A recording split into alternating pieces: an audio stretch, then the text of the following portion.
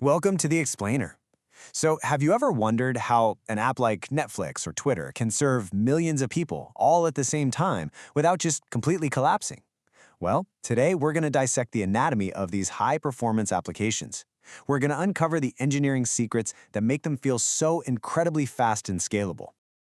From the outside, it might look like magic, but spoiler alert, it's not. It's actually a series of brilliant, very deliberate engineering choices, all working together in perfect harmony. All right, so to really get how this all works, we're going to follow the journey of one single request, starting right from the moment you tap that button on your screen. Okay, so our journey starts at the very first hop, the connection from your device, your phone, your computer, to the application servers. And the first rule of high performance is actually pretty simple. Make that journey as efficient as you possibly can. And this slide just lays it all out so perfectly. On one side, you have a chatty app. It's making dozens of little, separate requests just to load one screen. It's a mess, right? But on the other side, a strategic app bundles all that data into a single, clean request, maybe using something like GraphQL. The difference in the load on the server, it's absolutely massive. So how do they pull this off? Well, it really boils down to three clever tactics. First, like we saw, they combine requests. Second, they get really smart with caching, using things like service workers to store data right there on your device so you don't have to ask for it again. And third, and this is a big one, they control how often requests are sent. Think about a search bar. If you're a fast typer, you don't want to send a new request for every single letter, right? So they use techniques like throttling and debouncing to prevent that from accidentally overwhelming the server. So, the bottom line here is that good performance, it starts way before your request even gets close to the main servers. A smarter front end means a much lighter load on the back end. Okay, let's move up to the application layer. Our lean optimized request finally arrives. But guess what? It's not alone. It's joining thousands, maybe even millions of other requests, all hitting at the same time. This is the concurrency challenge. How do you process everything at once without everything just tripping over each other? Well, the way modern systems deal with this chaos is with a really elegant idea called the actor model. Instead of all this messy, complicated code with shared memory and locks, you have these tiny, independent workers called actors. Each one has its own little job, its own state, and it only talks to other actors by passing messages. It's an incredibly clean and simple way to manage thousands of parallel tasks. And this quote just hits the nail on the head. Because these actors are so independent, you can scale the system up or down. You can throw more servers at it or run it on a smaller device, and you don't have to change a single line of the application code. Your deployment becomes totally flexible.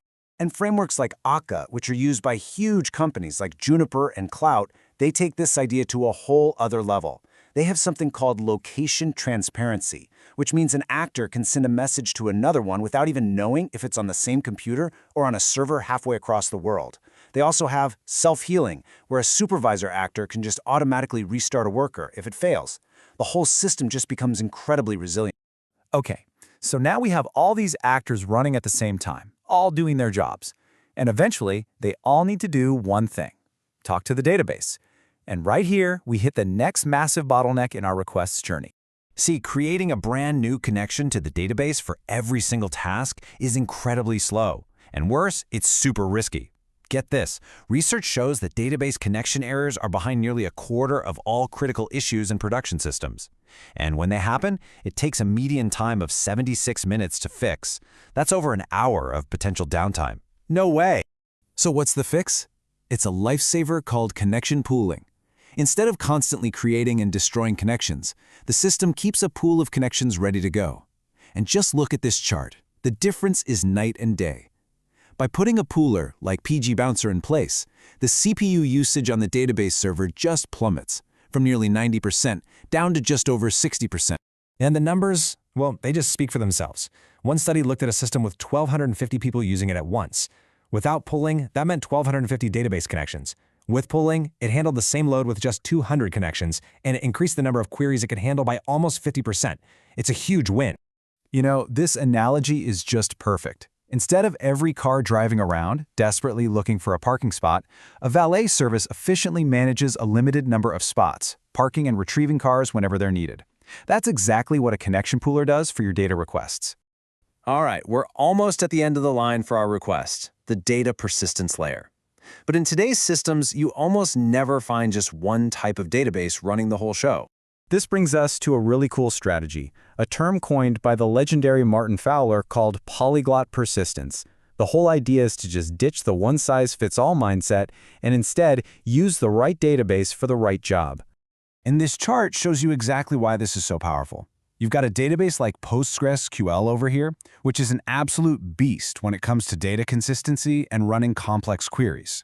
But then you look at Cassandra, and for pure, raw scalability across the globe, it's in a league of its own.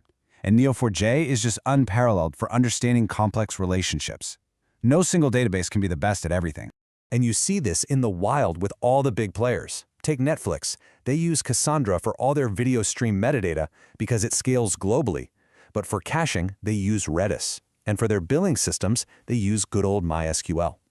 Uber, Shopify, they all do the same thing. They match the database to the specific needs of each service. Okay, let's take a step back and look at the whole picture now. What a journey our little user request has been on, huh? From a simple click to a full response. It all started with that super efficient request from a smart front end. Then it was handled concurrently by a scalable actor system. That system talked to the database efficiently using a connection pool. And finally, the data was pulled from or written to a specialized database that was chosen for that exact task. You see how every single step is a critical link in the chain? If one of them is weak, the whole thing gets slow. And you know, this quote really sums up the whole philosophy perfectly. It's this combination of strategies that allows modern applications to be both incredibly resilient to failure and massively scalable, handling the sheer variety and volume of data that defines the modern internet. So we've solved for front-end chattiness, for concurrency, for database connections, but it makes you wonder, right?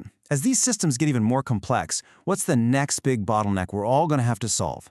And that really gets to the heart of what high-performance engineering is all about. It's not a destination, it's a continuous journey of finding and then elegantly solving the next great challenge.